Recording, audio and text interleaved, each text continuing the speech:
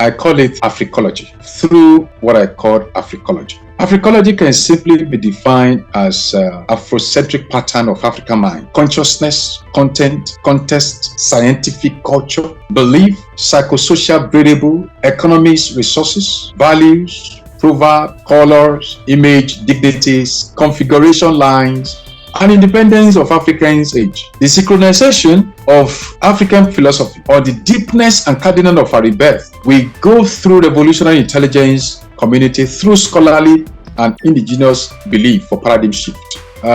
So what I know is that prospectively, geopolitics is a scientific system for functional interests that must unreservedly conform with historical similes and metaphor of African context. A narration that needs overhauling with information and communication power. Adventurously, the wealth, riches, languages, and fashion of Africa call for a new educational order, and that's why I bring out the word Africology. So Africology is a Pan-African study, a proposed fundamental theoretical solutions on African values, African value-driven pattern for total liberation and emergence of the Africa we want. This is what I believe will help us.